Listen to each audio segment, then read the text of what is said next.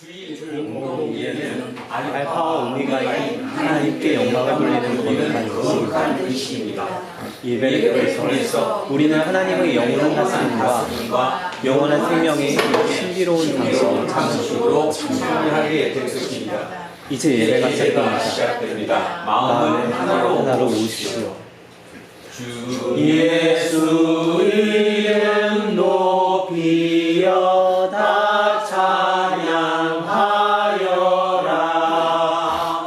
금멸류관을 들여서 만유의 주 찬양. 금멸류관을 들여서 만유의 주 찬양. 주 예수 당한 고난을 못 잊을 죄인아 내 귀한 몸에 바쳐서 만유의 주 찬양. 네 귀한 몸에 바쳐서 만유의 주 찬양. 이 지구 위에 거하는 온 세상 사람들 그 크신 위엄 높여서 만유의 주 찬양. 그 크신 위엄 높여서 만유의 주 찬양. 주 믿는 성도 다 함께 주 앞에 엎드려 무궁한 노래 불러서 만유의 주 찬양. 무궁한 노래 불러서 만유의 주 찬양. 아멘. 주님, 우리는 하나님과의 일치를 삶의 목표로 삼는 사람들입니다. 그래서 하나님이 창조한 세계 안에 충만한 하나님의 영광을 노래합니다. 거시 시계로부터 미시세계의 위치를 그 창조의 오묘한 능력이 늘 놀라워합니다. 주님, 우리는 생명의 영과 하나가 되려고 합니다. 숨을 쉬고 산과 하늘을 바라보며 먹을 거리를 두고 두 발로 걸으면서 주변 세계와 어울려서 살아갈 수 있다는 사실을 진심으로 기뻐합니다. 예수님의 가르침이 순종하고 예수님의 운명과 하나 되기를 바랍니다. 부활의 미래를 기다리는 간절한 심정으로 일상을 살아가겠습니다. 주님, 이 시간이 정직하게 고백합니다. 하나님과의 일치라고 보기 어려운 일들이 우리의 삶에서 종종 일어납니다. 영혼의 자유와 평화가 늘 유지되는 것도 아닙니다. 그래도 우리는 낙심하지 않겠습니다. 우리의 궁극적인 비례인 하나님이 우리를 신비한 방식으로 감싸 안고 계시기 때문입니다. 예수 그리스도의 이름으로 기도합니다. 아멘. 자비로우신 하나님, 지난 한 주간에도 우리는 많은 사람을 만났습니다. 필요 없는 말은 많았으나 필요한 말은 크게 부족했습니다. 하나님의 말씀 안에서 깨어있는 영혼으로 살지 못했습니다. 부끄러움으로 머리를 들 수 없습니다. 사랑과 긍휼함이 충만하신 하나님께 자비를 구합시다. 주여 자비를 베풀어 주옵소서. 그리스도여 자비를 베풀어 주소서. 주여 자비를 베풀어 주소서. 하나님께서 여러분을 용서하셨으니 여러분도 이웃의 잘못을 용서하십시오. 아멘. 자리에 앉아 계십시오. 찬송가 259장 찬송하겠습니다. 259장입니다.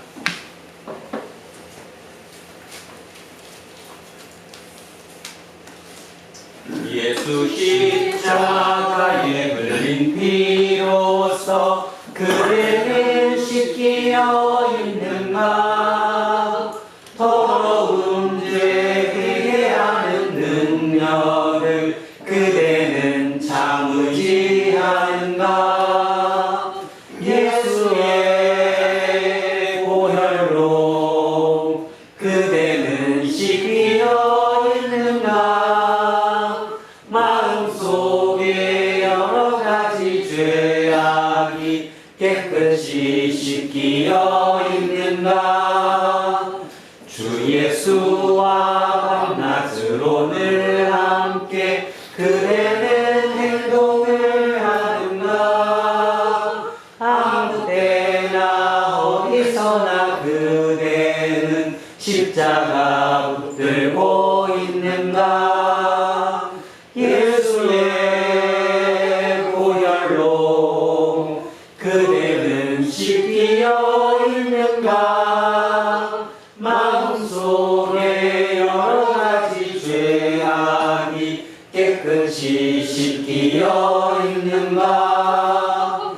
주님 예수 다시 올 때 그대는 영접할 예복이 있는가. 그대 몸은 거룩한 곳 천국에 들어갈 준비하겠는가. 예수의 보혈로 그대는 씻기어 있는가. 마음속에 여러 가지 죄악이 깨끗이 씻기어 있는가. 모든 죄에 더러워진 예복을 주 앞에 지금 다 벗어서 샘물같이 솟아나는 보혈로 눈보다 더 희게 씻으라. 예수의 보혈로 그대는 씻기어 있는가. 마음속에 여러 가지 죄악이 깨끗이 씻기어 있는가.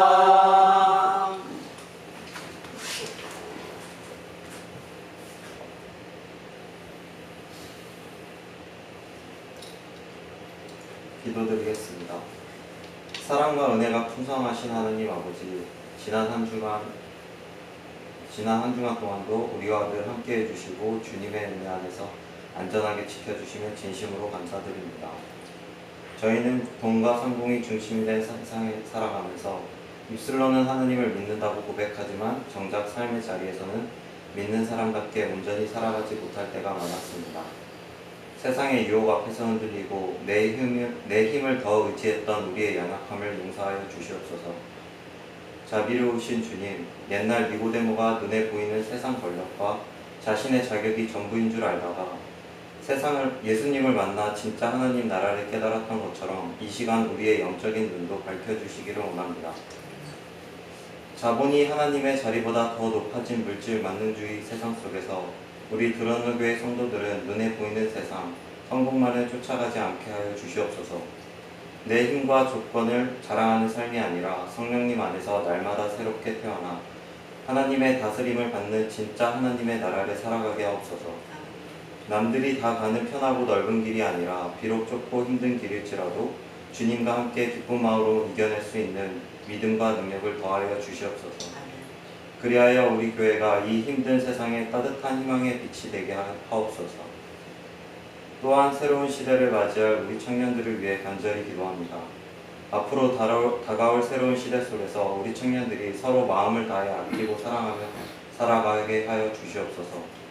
세상의 기준이나 치열한 경쟁에 지쳐 낙심하지 않게 하시고 청년들이 모인 곳마다 서로를 격려하고 위로하는 사랑이 넘쳐나게 인도하여 주시옵소서.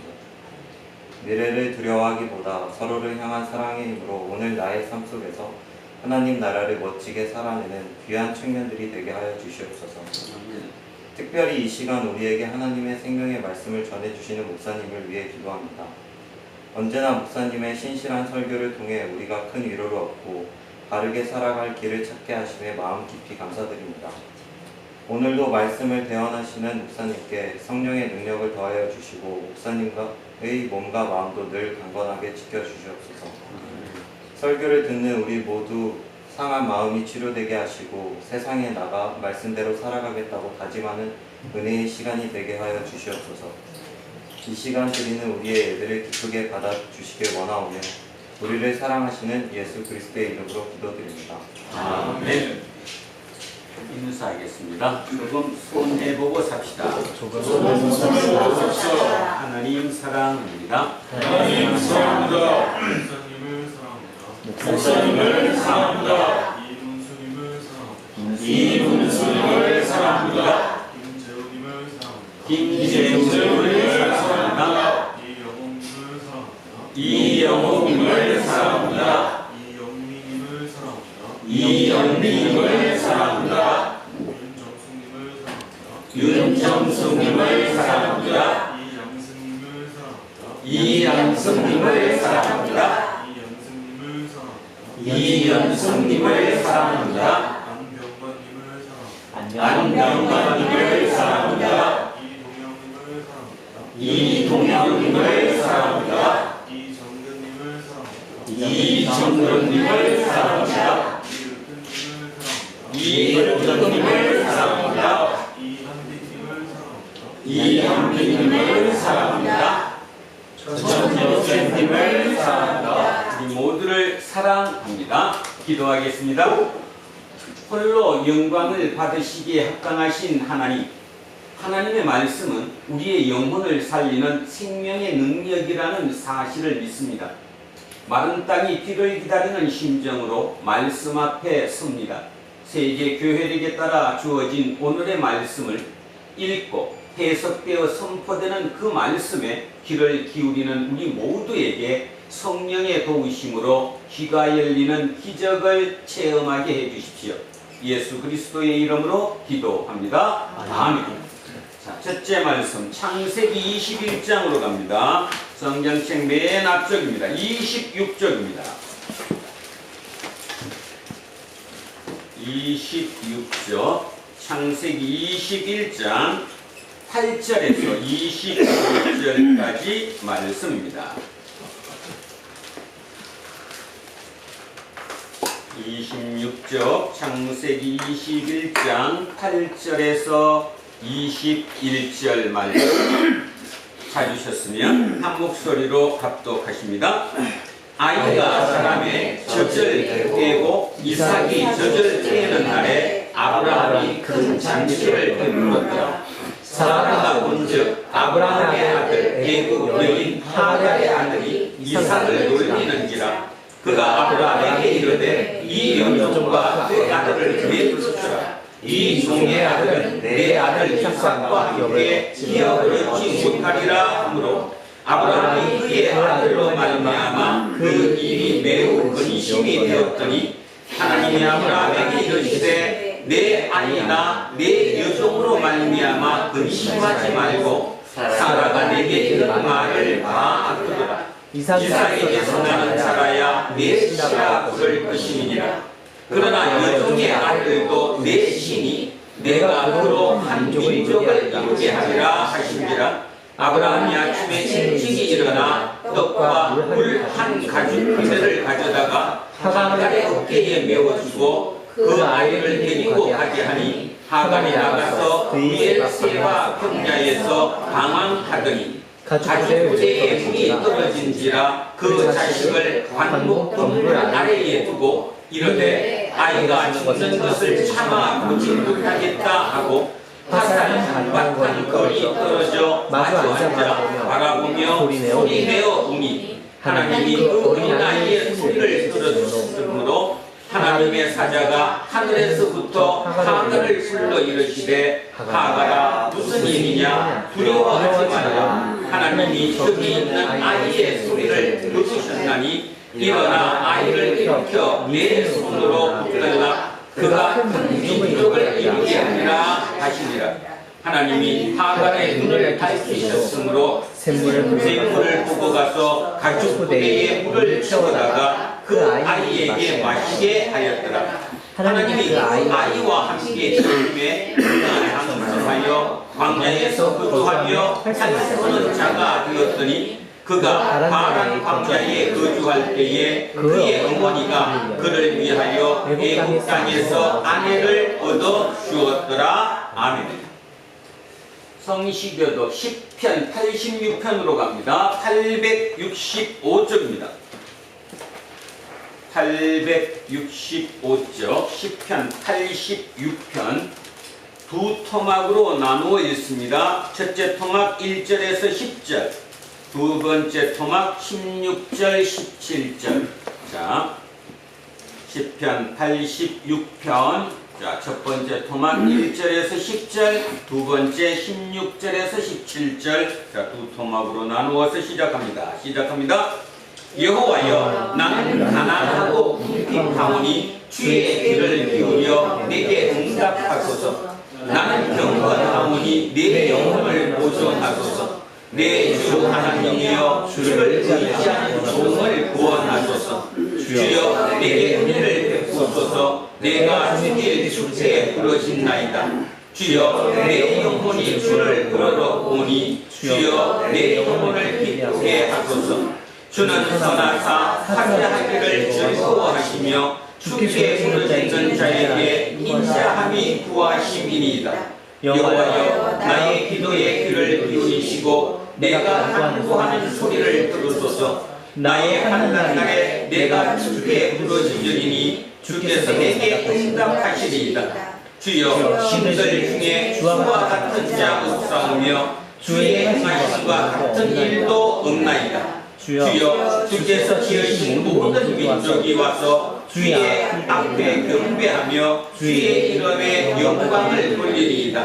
무릇 주는 위대하사 기이한 일들을 행하시오니 주만이 하나님이시니이다. 16절입니다. 내게로 돌이키사 내게 은혜를 베푸소서. 주의 종에게 힘을 주시고 주의 여종의 아들을 구원하소서.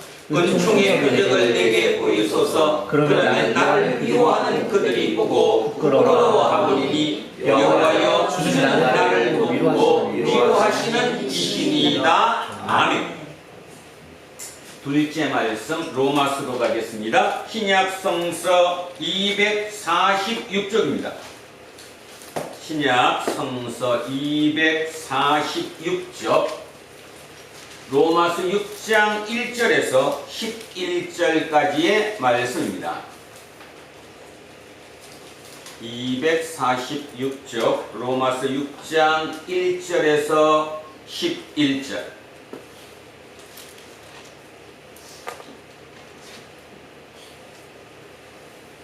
자, 6장 1절부터 11절입니다. 시작합니다. 그런즉 우리가 무슨 말을 하리요? 은혜를 더하게 하려고 죄에 더하겠느냐? 그럴 수 없느니라. 죄에 대하여 죽은 우리가 어찌 그 가운데 더 살리요? 무릇 그리스도 예수와 합하여 세례를 받은 우리는 그의 죽으심과 합하여 세례를 받은 줄을 알지 못하느냐? 그러므로 우리가 그의 죽으심과 함께 합하여 세례를 받음으로 그와 함께 장사되었나니 이는 아버지의 영광으로 말미암아 그리스도를 죽은 자 가운데서 살리심과 같이 우리로 또한 새 생명 가운데서 행하게 하려 함이라. 만일 우리가 그의 죽으심과 같은 모양으로 연합한 자가 되었으면 또한 그와 부활과 같은 모양으로 연합한 자도 되리라.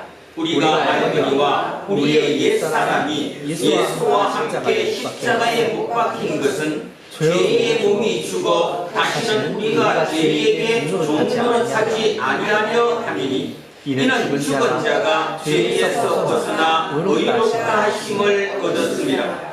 만일 우리가 그리스도와 함께 죽었으면 또한 그와 함께 살 줄을 믿노니 이는 그리스도께서 죽은 자 가운데서 살아나셨음에 다시 죽지 아니하시고 사망이 다시 그를 부정하지 못할 줄을 알미로라. 그가 죽으심은 죄에 대하여 단번에 죽으시며 그가 살아계심은 하나님께 대하여 살아계심이니 이와 같이 너희도 너희 자신을 죄에 대하여는 죽은 자요 그리스도 예수 안에서 하나님께 대하여는 살아있는 자로 여길지어다. 아멘.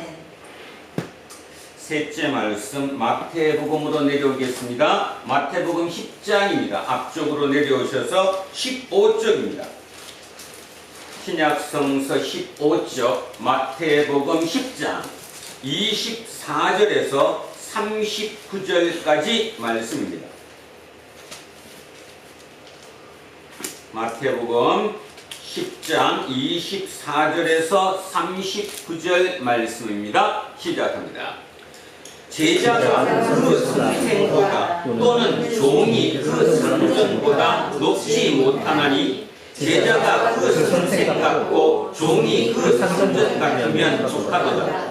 집 주인을 반세라 하였거든 하물며 그 집 사람들이랴. 그런즉 그들을 두려워하지 말라. 감추인 것이 드러나지 않을 것이 없고 숨은 것이 알려지지 않을 것이 없느니라. 내가 너희에게 어두운 데서 이르는 것은 광명한 데서 말하며 너희가 귓속말로 듣는 것을 집 위에서 전파하라. 몸은 죽여도 영혼은 능히 죽이지 못하는 자들을 두려워하지 말고 오직 몸과 영혼을 능히 지옥에 멸하실 수 있는 이를 두려워하라. 참새 두 마리가 한 아사리온에 팔리지 않느냐. 그러나 너희 아버지께서 허락하지 아니하시면 그 하나도 땅에 떨어지지 아니하리라.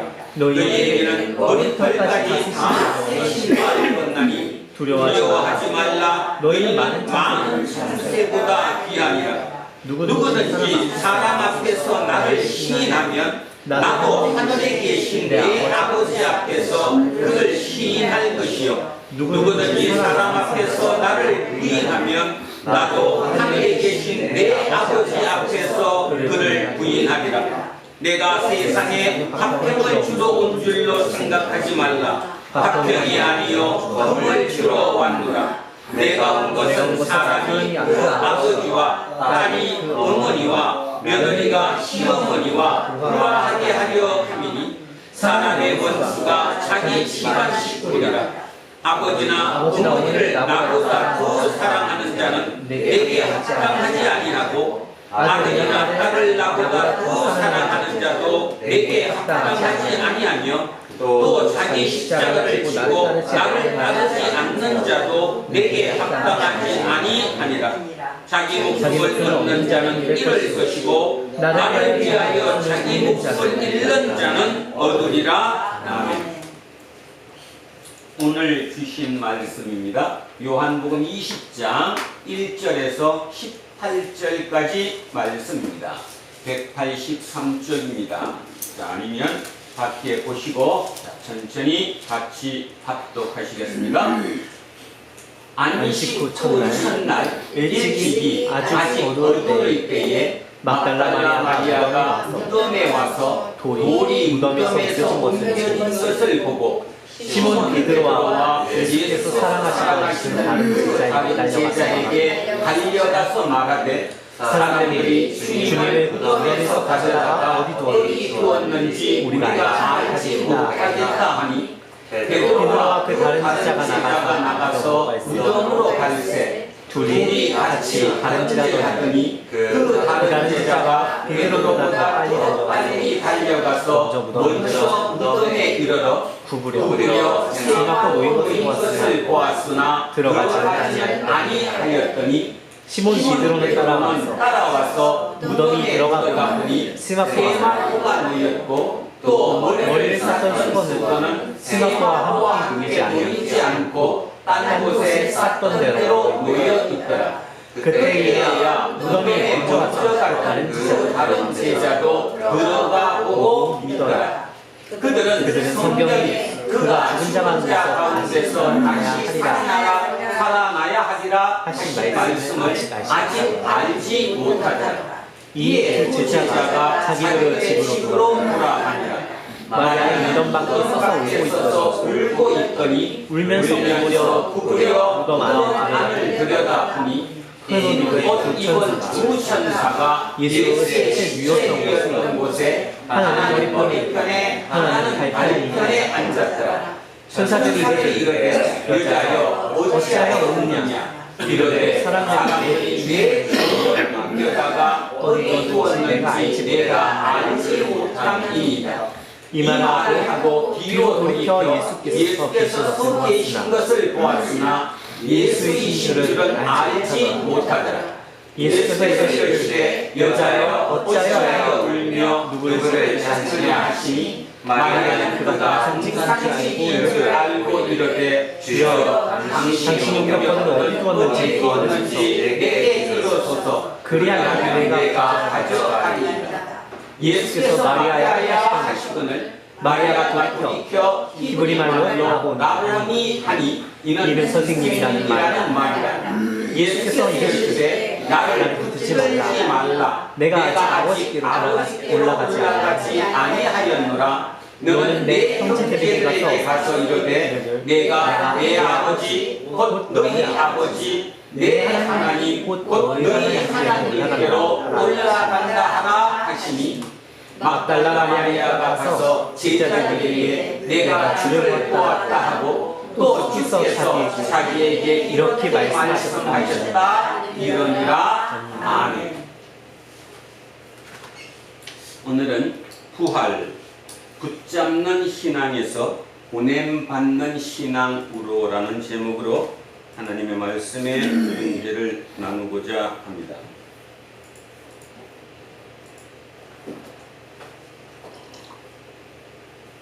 엊그저께 지난 미국 시간으로 16일 날 미국의 J.D.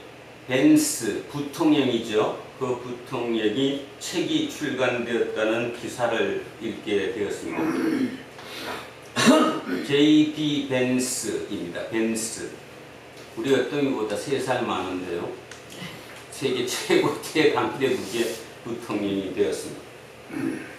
왜 이 사람 얘기부터 시작하는가를 오늘 깊이 한번 우리 속에 있는 욕망이라든가 삶이라든가 그 모든 것을 한번 가만히 성경과 비춰보셨으면 합니다.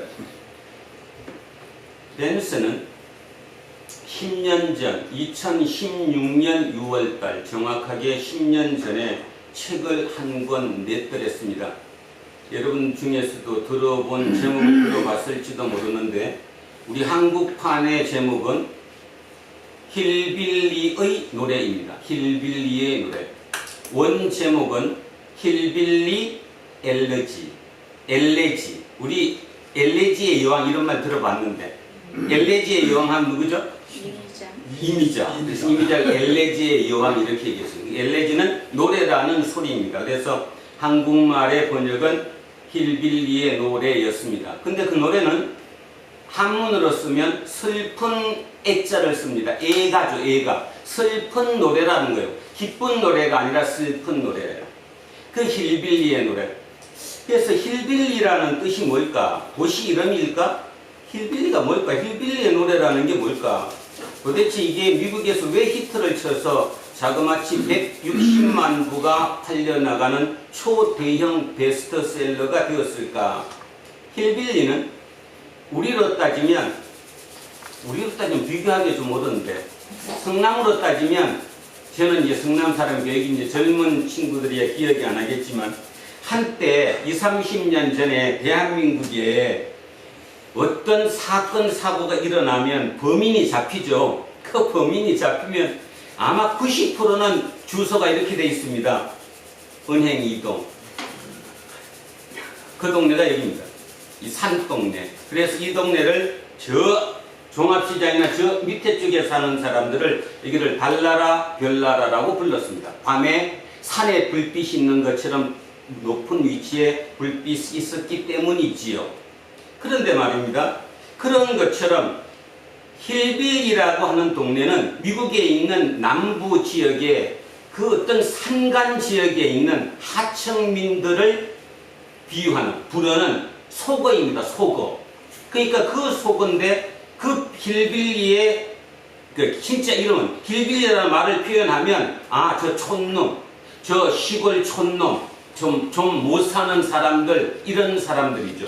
그래서 힐빌리는 어떤 사람들이냐면 마약에 중독되고, 그 다음에 알코올에 중독되고, 가정폭력이 심하고, 그 다음에 학교를 다니기가 좀 많이 불편했던 그런 지역의 백인 사회 중에 가장 낮은 계급들을 칭하는 속어를 힐빌리라고 부릅니다.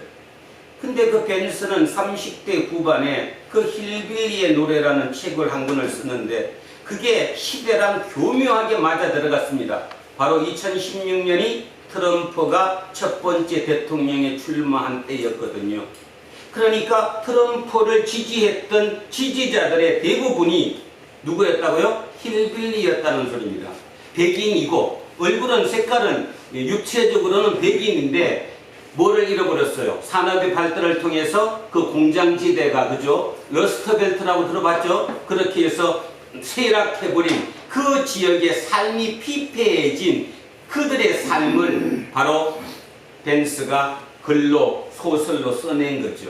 그게 시대랑 교묘하게 맞아들어가서 자그마치 160만 부가 팔리고 그냥 하루아침에 스타덤에 올랐습니다. 전국구 스타가 됐죠. 그 전국구가 스타됐던 그 힐빌리 촌놈 누구가, 벤스가 정치에 관심을 가지게 되었습니다. 자기 고향 동네로 내려가서 오하이오 주의 주 상원 의원에 입후보를 했습니다. 되겠습니까? 안 되겠습니까? 아무리 스타가 돼도 책 한 권으로 스타가 됐다고 하더라도 그때 나타난 사람이 바로 그 유명한 피터 틸입니다. 피터 틸이 누군지는 한번도 모르시죠? 여러분은 바로 요즘 이란 전쟁을 통해서 세계적인 스타가 됐고 주목받는 집단이 되었죠. 팔란티어 기업을 창립한 사람입니다. 피터 틸. 그래서 우리는 그들을 뭐라고 부르냐면 팔란티어 마피아라고 부릅니다. 근데 중요한 사실입니다. 지금부터는 왜 성경 말씀하다가 hit단 한 말 던지 말고 잘 들어보세요. 그 피터 틸이 하고 있는 팔란티아라는 기업 자체는 핵심 가치가 뭐냐면 국가 안보를 민간 회사가 책임지겠다는 거예요. 국가 안보는 누가 하는 겁니까 원래? 국가가 하는 거예요. 그 막대한 돈으로 국가가 자기 안보를 해야 되는데 피터 틸의 생각은 아니다 이 말입니다. 민간 기업이 우리가 국가 안보를 책임지는 일을 할 수 있다. 그래서 만들어낸 그 프로그램으로 하죠. 전쟁이 일어난 것도 지금 이란 전쟁의 99% 팔란티어에는 그 소프트웨어로 공격 지점을 찾고 그걸 통해서 전쟁을 하게 됐다 이런 뜻입니다. 피터 틸이 그럼 왜 그렇게 사람이 바뀌었을까? 그거는 9.11 사건 기억하시죠? 미국의 9.11 사건을 그것을 보면서 서구 문명을 지켜야 된다는 생각을 했대요. 서구 문명, 우리가 공통상 얘기하는 서구 문명을 결국은 지켜내야 된다. 누구로부터? 그렇다면 그 다음 답이 나오잖아요. 9.11 테러를 누가 했어요? 9.11 테러를 누가 했냐고? 이슬람 세력이 한 거잖아요. 그러니까 결국 그 이슬람 세력과 이쪽을 방어하겠다는 목적을 가진 사람, 그 사고를 가진 사람이 피터 틸입니다. 그 피터 틸 눈에 누가 띈 겁니까? 젊은 30대 후반에 벤스가 눈에 띈 겁니다. 그래서 엄청난 천문학적인 돈을 들여서 그를 상원 의원에 당선시켰습니다. 그리고 2년 뒤에 미국의 대통령 선거가 있었죠. 2024년에. 그 2024년에 피터 틸이 빅딜을 합니다. 트럼프랑. 우리가 돈을 밀어줄 테니까 한 사람을 써달라. 그가 누굽니까? 바로 벤스입니다. 벤스는 미국 나이로 39살. 우리 나이로 40 아니면 41살에 미국의 부통령이 되었습니다. 지금 나이, 미국 나이로는 41, 우리 나이로 따지면 43, 84년생입니다. 어떤 이가 87년생이거든요. 참 생각을 해보세요. 자, 그러니까 잘 들으셔야 된다니까. 자, 근데 여기서 저는 이제 궁금증, 의문이 생겼습니다. 제 의문이. 세계 아무리 흔들리는 나라라고 하더라도 세계 최강국인데 그렇게 정치 경험도 별로 없고 단지 책 한 권 써가지고 스타가 된 그 사람을 트럼프는 왜 부통령으로 삼았을까의 첫 번째 의문.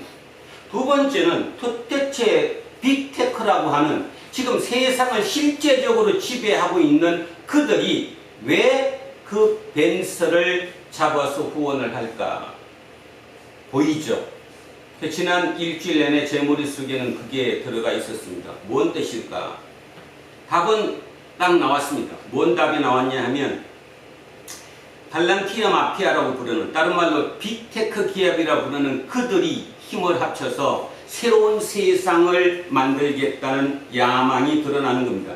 그러려면 정치인도 있어야 돼요? 없어야 돼요? 있어야죠. 그래서 다음번 트럼프 이후에 누구를 대통령으로 만들겠다? 벤스를 대통령으로 만들겠다. 그러면 권력을 모두 지을 수 있다. 바로 그겁니다. 다 짓고 나면 자기들이 새로운 세상을 만들겠다라는 거예요. 여기에 제일 중요한 얘기가 바로 성경의 언어입니다. 성경의 언어를, 어떤 언어를 쓰느냐? 세 가지 언어를 쓰는데 책임, 선과 악, 종말론. 이 용어를 가지고 자기 빅테크 기업들, 자기들의 가치 체계를 이렇게 뭐라고 그러죠? 이렇게 만들어내고 있다라는 것입니다. 그게 중요하다는 거예요. 자, 이런 설명이 어려우면 이렇게 한번 해보겠습니다.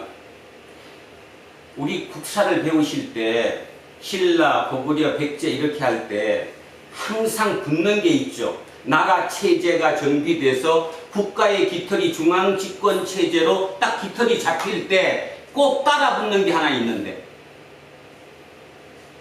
그래서 못 알아듣는구나. 뭡니까? 좀 불교죠, 불교.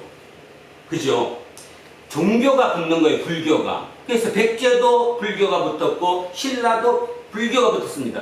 근데 그게 권력과 야합을 하면, 종교가 권력과 야합이 되게 되면 나중에 시간이 흐르면서 뭐가 돼요? 왜곡이 일어나죠. 그래서 신라 말에 불교가 바뀌었어요. 뭔 불교로? 선불교로. 선불교는 뭐예요? 책 읽는, 이론을 읽는 불교가 아니라 뭐 하는 겁니까? 도 닦는, 명면을 잡고 자기를 수양하는 도를 닦는 선불교. 그 선불교가 지금도 대한민국에 계속 이어져서 지금 대한민국 불교의 중심이죠. 그게 바로 조계종입니다.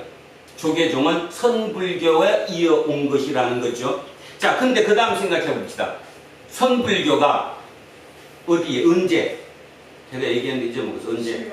통일신라 말기에 그 선불교를 통해서 새롭게 집권한 세력이 누구예요? 고려입니다. 고려. 고려 후반도, 고려도 또 썩어 들어갔어요. 부패했어요. 그러니까 뒤에 가가지고 유학이 들어왔습니다. 유학. 그 유학자들이 바로 정도전이죠. 그 정도전을 통해서 새로운 뭐가 나왔어요? 조선이라는 나라가 나왔는데, 조선의 사상체계는 불교가 아니라 뭘로 바뀌었죠? 유교. 중에서도 성리학으로 바뀌었다. 이런 뜻입니다. 이처럼입니다. 이처럼 한 어떤 새로운 세상, 새로운 세계가 만들어지면 그 체계를 아우를 수 있고 그 체계의 정당성을 확보할 수 있는 가치 체계가 항상 있어야 돼요. 이게 없으면 그게 유지가 안 되거든요. 그 가치 체계가 있어야 되는데 바로 피터 틸이 본 게 기독교입니다. 서구 문명이 뭘로 돼 있죠 지금? 기독교 문명이에요? 이슬람 문명이에요? 기독교 문명이에요. 그거를 방어, 지킨다는 말은 기독교를 기본으로 삼겠다는 거예요. 그래서 그랬습니다. 바로 10년 만에 벤스 부통령이 책을 한 권 내서 지난 주 16일 날 미국에서 출간됐는데 그 책 제목이 묘합니다. 커뮤니언. 커뮤니온이 뭐냐 하면 성찬입니다. 우리 성찬 지켜요, 안 해요? 우리 교회는 한 달에 지금 한 번씩 하죠? 성찬, 커뮤니온. 그 다음 제목이 Finding My Way Back to Faith. 그러니까 한글로 번역하면 이런 뜻입니다. 내가 신앙으로 돌아가는 길을 찾다. 이걸 조금 더 이게 조금 다듬으면 이런 말이 되겠죠. 다시 신앙을 찾은 나의 여정, 이런 뜻이죠. 그러니까 뭔 말을 지금 얘기하고자 하느냐 하면 벤스가 젊은 나이에 스타가 된 것은 힐빌리 촌놈이, 그죠? 성공을 이룬 거예요. 한국식으로 얘기하면 개천에 뭐가 난 겁니까? 용이 된 거예요. 개천이 용이 된 그거 된 이후에 부통령이 됐어요. 10년 만에. 그리고 10년 만에 책을 다시 쓴 게 이제는 뭐를 얘기하는 겁니까? 자기의 신앙의 정체성을 얘기하는 거예요. 그 신앙의 정체성이 뭐냐? 이름 앞에 JD가 붙습니다. 이름에 JD가 붙거든요. J가 뭐냐? 제임스입니다. D가 뭘까요? 데이비드. 자, 제임스가 누구예요? 그러니까 설교는 그냥 중학교 2학년식으로 해야 설교에 아멘하고 끝나야 돼요. 자, 제임스가 뭐냐, 누구냐고? 예수. 성경. 어이구, 그런 이거. 야고보죠? 아니죠. 누구지, 진짜? 제임스 야고보지. 요한이 존이고. 아, 빨리 이거 찾아봐. 너 갑자기 갑정을 왜 이래? 제임스가 누구예요? 야고보 아니에요? 야고보는 제이콥. 빨리 이거 찾아봐. 야곱 제이콥. 야고보 맞지? 야고보. 자, 데이비드는 누군지 당연히 알지. 나도 알아. 데이비드는 누구예요? 다윗. 그러니까 이름 자체에 뭐가 붙어요? 제임스가 붙고 데이비드가 붙는다는 말의 뜻은 이 사람이 은희 계통이라는 거예요, 지금. 그리스도, 기독교 계통의 그 조상들로부터 이어왔다라는 겁니다. 근데 여가 젊은 청년 시절에 무신론자로 변했어요.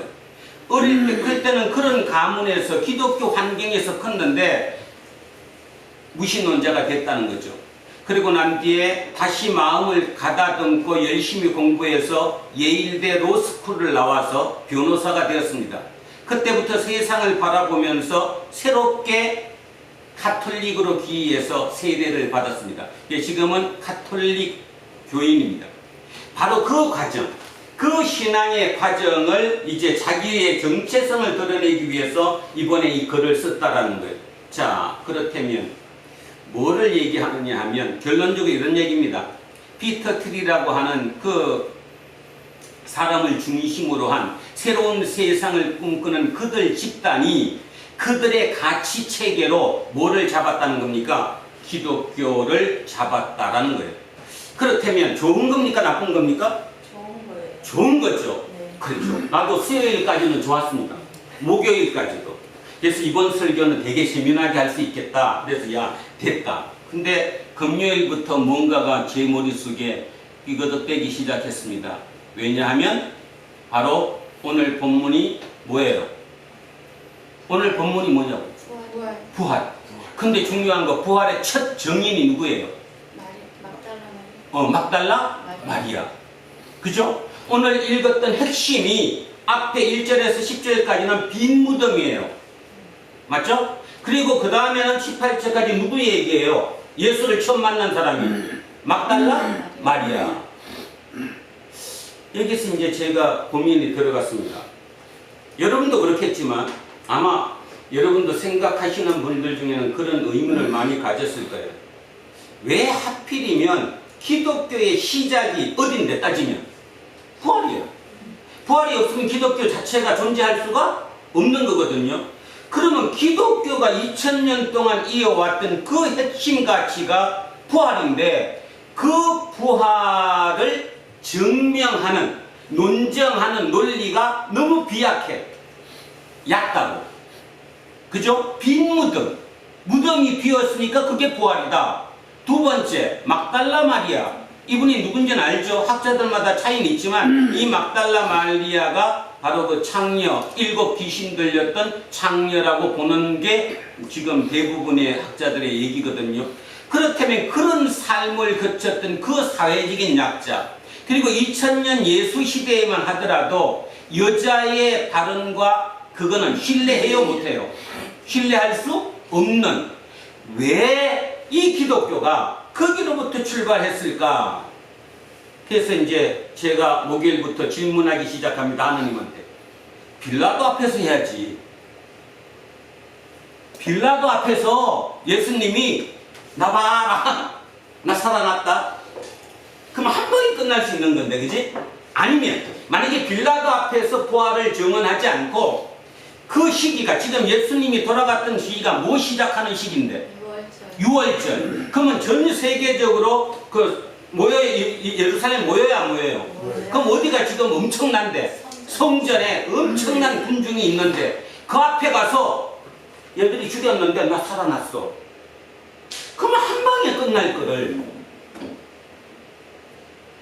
여러분도 답은 찾아보세요. 저도 금요일부터, 목요일 저녁부터 금요일, 토요일, 어제까지 그것이 제 머리입니다. 왜 그랬을까? 이유가 뭘까? 뭔가 이유가 있는데 왜 논리가 이렇게 약할까? 논리가 강하려면 진짜 죽였던 당사자인 빌라도 앞에 너 죽였지? 근데 나 살았어. 부활했어. 그랬으면 어떻게 됐을까? 좀 전에 얘기했던 것처럼 그 수많은 군중 앞에서 당신들 대제사장이 나를 처형했어? 근데 나는 살았잖아. 그랬다면 어떻게 됐을까? 제 결론. 만약에 빌라도 앞에서 첫 증인으로 나타났다면 기독교 여기까지 안 왔습니다. 이유가 왜일까요? 왜 그럴 것 같아요? 왜 빌라도 앞에 나타났으면 여기까지 못 왔을까? 빌라도는 대제국의 정치 세력이에요. 그 정치 세력이 다시 나타났어? 이렇게 했다고 해서 그걸 그냥 놔뒀을까? 정치적으로 써먹었을까? 정치적으로 써먹었지. 정치적으로 소비했으면 일회용으로 끝나는 거예요. 아무리 죽었다 살았다 해도. 그럼 말하기 나름이니까. 두 번째, 만약에 유대교 신자들, 예루살렘에 있는 그 수많은 군중 앞에 성전에서 나타나셨다면 어떻게 됐을까? 아마 쇼로 소비되고 말았을 거예요. 시간이 조금 흐르고 나면. 오늘 생각 진짜 잘 해보십시오. 아니 이게 왜 제가 지금 이렇게 하느냐면 진짜 중요하기 때문입니다. 우리는 지금 신앙이 어느 정도인가 하면 저부터 얘기하는 거예요. 아, 부활은 내가 죽으면 다시 살아나는 거야. 이렇게 이 몸으로. 아니에요. 그게 아니라는 소리가 아니라 하나님께서 예수를 통해서 보여준 그 부활의 본질이 그게 아니라는 거예요.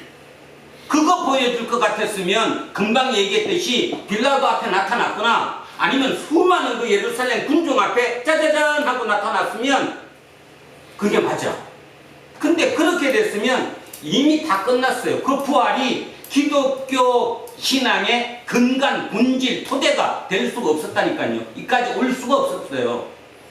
그런데 어디서 누구를 통했냐 하면 바로 빈 무덤. 빈 무덤이 뭐예요? 무덤에 갔더니 사람이 있더라 없더라? 어저께 분명히 장사 지냈는데 사람이 없더라. 그러면 그 사람들이 바로 그거를 보고 아, 부활하셨구나. 알았어요? 몰랐어요? 몰랐어요. 누가 훔쳐갔구나 생각했지. 논리적으로 비약이 그저 너무 약하다 이 말입니다. 그 다음 두 번째, 아니 아무리 그랬다면 누구한테 먼저 보여주는 게, 베드로한테 먼저 보여주는 게 좀 낫지 않았을까? 그죠? 근데 더군다나 그 중에 우리가 창녀라고 부르고 가장 낮은 쪽에 있었던 그 바로 막달라 마리아. 그래서 이 장면을 보고 다빈치 코드라는 소설이 나왔잖아. 그죠? 다빈치 코드. 뭔 뜻이에요? 다빈치 코드. 그 사람은 그걸 보고 왜 그걸 썼어요? 아, 막달라 마리아는 누구의 부인이었다? 예수의 부인이었다. 그게 다빈치 코드예요. 그 책이. 그 장면을 보면서 상상한 게 그걸 상상한 거죠. 근데 한번 가만히 생각해 보십시오.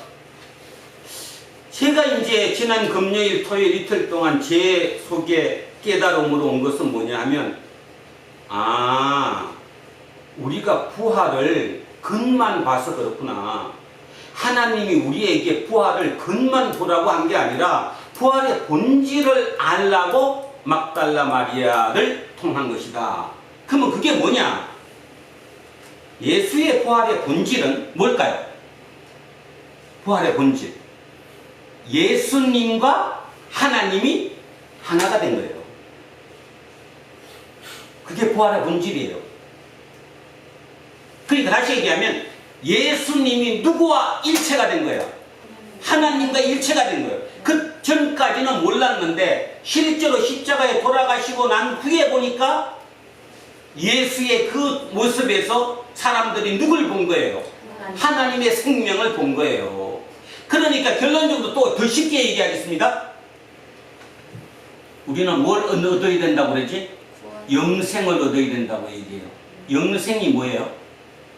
영원한 생명. 그러면 영원한 생명은 누구의 생명이에요? 하나님의 생명이에요. 하나님은 오늘도 제가 이제는 알파와 오메가예요. 처음과 끝이 있는 그 분이 바로 하나님이에요. 하나님의 생명이 영생이에요. 그 영생을 얻는 거예요, 우리가. 그러면 하나님의 생명, 영생을 우리가 얻는다는 말을 어떻게 이해해야 될까? 예수는 어떻게 얻었을까? 예수는 철저하게 누구 뜻 가운데서 살았어요? 하나님의 뜻 가운데서 살았어요. 하나님처럼 살았어요. 그러니까 그 말의 의미는 누구의 생명을 얻은 거예요, 지금? 하나님의 생명을 예수는 얻은 거예요. 그게 마지막 십자가에서 돌아가시고 난 뒤에 모든 사람들이 판단한 거예요. 아, 그렇구나. 그게 부활이에요. 부활은 예수님의 생명이 하나님의 생명과 일치가 된 거예요. 그러면 우리의 생명이 누구랑 일치해야 돼요?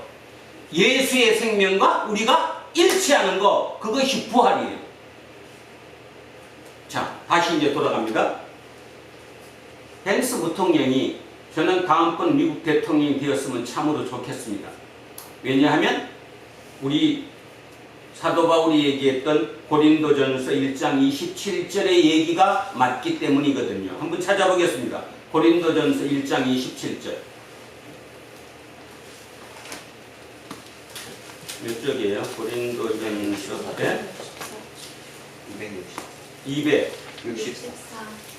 264. 자, 1장 27절 찾으셨습니까? 자, 같이 한번 읽습니다. 시작. 그러나 하나님께서 세상에 미련한 것들을 택하사 지혜 있는 자들을 부끄럽게 하려 하시고 세상에 약한 것들을 택하사 강한 것들을 부끄럽게 하려 하신다. 다시. 그러면 자, 우리는 제가 설교할 때도 그렇고 기도할 때도 그렇고 끊임없이 우리가 추구하고 찾는 게 뭐냐 하면 하나님의 나라예요. 그러면 이거 보면서 뭐 느껴요? 하나님의 나라는 누구에 의해서 오는 거예요? 약한 자. 또 미련한 자. 이 말은 세상의 진리예요. 다시 얘기하면 세상의 그 어느 경우도 새 판이 짜지고 새로운 세상이 올 때는 지금까지 드러나지 않았던 진짜 밑에 있던 변두리, 그 변두리에 있던 사람이 중앙으로 들어올 때, 그죠? 우리나라 이재명 대통령도 그렇게 들어온 거예요, 지금. 맞아요? 그렇게 들어온 거예요.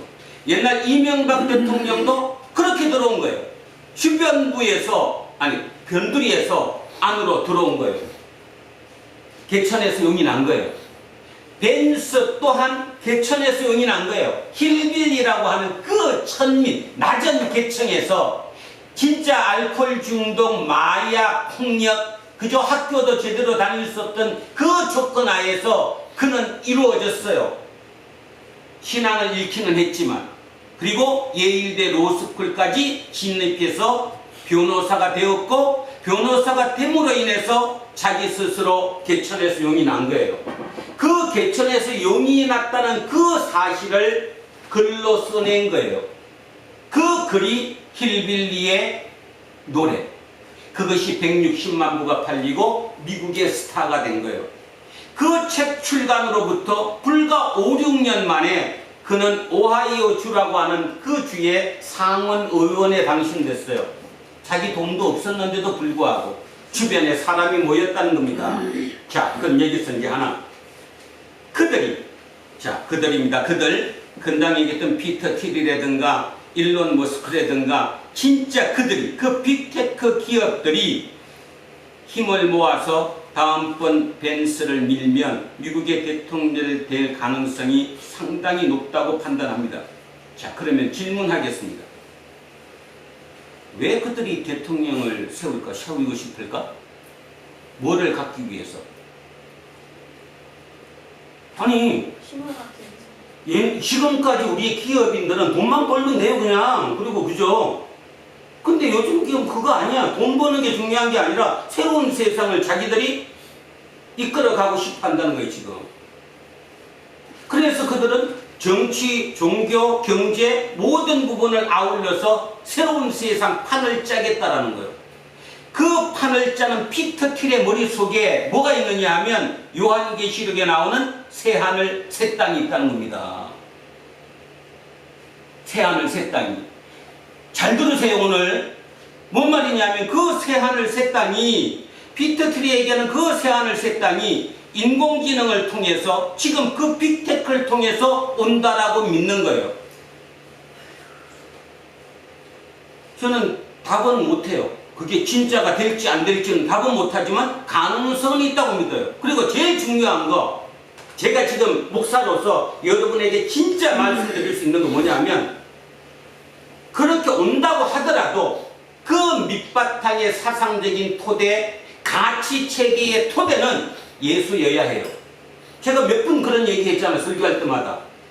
예수여야 한다니까요. 그러면 잠깐 목사님 지금 말씀하셨던 것처럼 지금 그 벤스의 그 모든 과정이 예수의 가치 맞잖아요. 예, 맞습니다.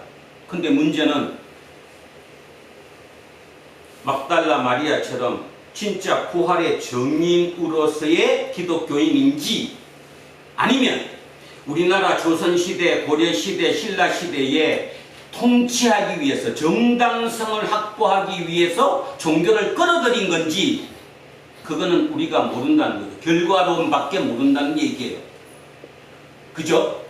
자, 기독교가 300년 만에, 예수가 돌아가시고 300년 조금 지나서 정확하게 AD 331년에 콘스탄티노플이라고 하는 콘스탄틴 대제에 의해서 공인되었습니다. 그게 우리는 맨날 들어서 알지만 그게 뭔 뜻입니까? 콘스탄틴이 로마, 지금의 로마라고 부르는 그 로마를 버리고 동로마라고 하는 콘스탄틴으로 수도를 이전하고 난 다음에 새로운 세상, 동로마 제국을 만든 거예요. 그 동로마 제국의 가치 체계를 뭘로 하겠다는 겁니까? 기독교로 하겠다는 거였거든요. 자, 그렇다면 그러면 생각해 봅시다. 분명히 그게 좋은 일이었어, 나쁜 일이었어요? 좋은 일이었어요. 예수가 돌아가시고 300년 조금 지나가지고 한 제국의 가치체계 핵심이 됐으니까. 근데 결과는 어땠습니까? 결과. 그 종교가, 그 예수가 제국의 권력에 흡수가 되면서 부패했어요. 왜곡했다. 그래서 우리는 그 천년을 뭐라고 불러요? 암흑의 세계라고, 암흑의 시기라고 불러요.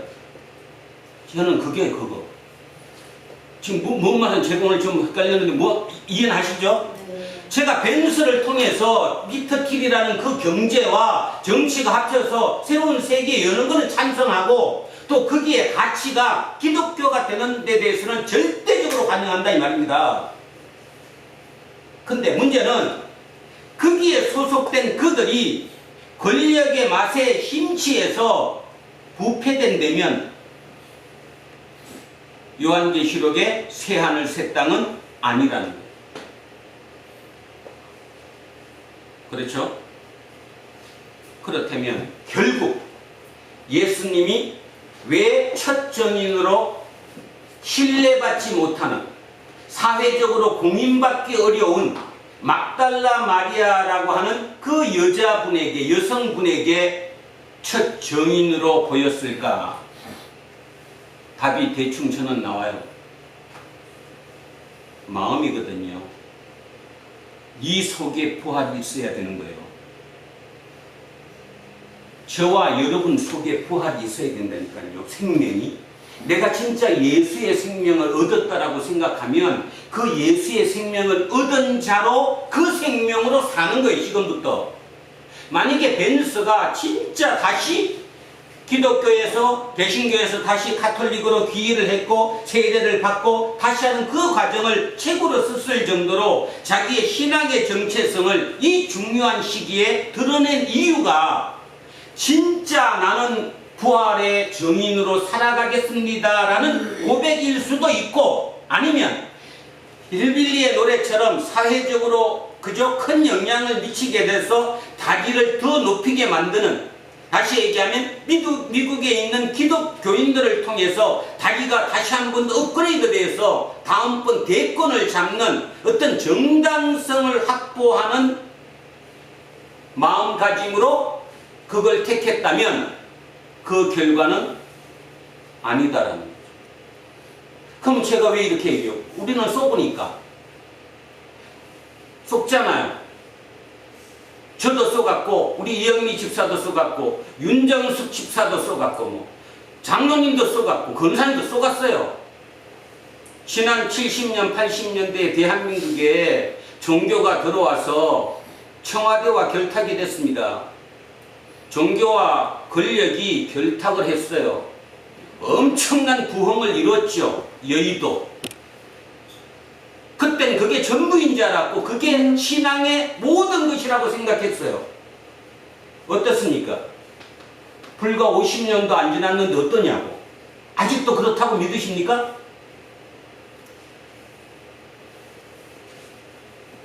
속설인 마음으로 눈물 겹게 얘기합니다. 신앙은 깨우침으로 들어가는 거예요. 눈앞에 보인 사실로 증명되는 것이 아니고 막달라 마리아를 통해서 진짜 부활의 의미가 무엇인지를 알린 거예요. 오늘 예수님 막달라 마리아가 이제 마지막 얘기 먼저 하고 나중에 읽겠습니다. 붙잡았다고 얘기하죠. 얼마나 기쁘면 붙잡겠어요. 처음에는 못 알아보다가. 그러니까 예수님이 나 붙잡으러 붙잡지 말아라. 붙잡지 말라. 그 다음 얘기가 이상하지 않아요? 나 아직 하늘에 올라갔다 안 올라갔다? 못 올라갔다. 근데 중요한 얘기 했잖아요. 그 하늘에 내 아버지, 너희 아버지, 내 하나님, 너희 하나님 깨로 올라간다는 거예요. 하나가 되기 위해서 저기 올라간 거예요. 그게 부활이에요. 그러면 막달라 마리아고 그걸 전하래. 그 얘기가 뭔 말이에요? 내가 올라가면 너희한테 누가 온다? 그렇지. 성령이 온다. 우리 모두에게 성령이 온다. 성령이 오게 되면 내가 그 모든 사실을 알게 되고 나처럼 새로운 생명을 얻게 되고 나의 생명, 그러니까 예수님의 생명으로 우리가 이 땅을 산다는 거예요. 예전에는 제가 이런 얘기할 때마다 좀 식상했어요. 추상적이고. 근데 요즘 특별히 어젯밤에 이런 생각이 딱 드는 거예요. 야, 이병선, 네 성질에 네가 믿을 만하냐? 너 부활 진짜 믿어? 목사니까 믿는다고 하는 거 아니야? 근데 진짜 믿어요. 목사라서 믿는 게 아니라 진짜 믿어요. 그러면서 새벽에 딱 이런 생각이 드는 거예요. 아, 결국 믿게 하신 분은 성령님이구나. 그죠? 내 실력이 아니고 내 마음이 아니고 내 어떤 그게 아니고 누군가가 들어와서 나한테 딱 들어와서 박혀가지고 진짜로 믿게 한 거예요. 그러니까 다시 얘기하면 부활이 진짜니 가짜니 빈무덤이 뭐니 그런 얘기 아무 쓸모가 없는 거예요. 왜? 결론은 2000년을 넘어왔으니까. 2000년을 왔다는 말은 그 사이사이에 누군가를 통해서 믿게 만든 사람이 생겼다는 거예요? 안 생겼다는 거예요? 철저하게 믿는 사람들이 생겼다는 거기 때문이죠. 그게 성령이에요. 아니겠어요? 다른 거 따질 필요가 없다니까? 이것도 알겠어? 뭐 믿니 안 믿니 하나님이 계시니 안 계시니 그런 얘기 다 쓰잘데 없는 얘기예요. 결국 진짜 내 속에 성령님이 들어오면 그걸 믿게 해주시는 분이니까.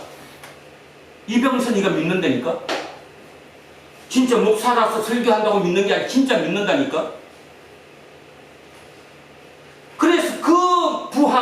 하나님을 믿는 거예요. 그러면 정리하면 이렇게 되는 겁니다. 우리는 영생을 얻는다고 얘기해요. 영생이 누구의 생명이고 하나님의 생명이고 그 하나님의 생명을 첫 번째 일치시킨 사람이 누구예요? 예수 그리스도예요.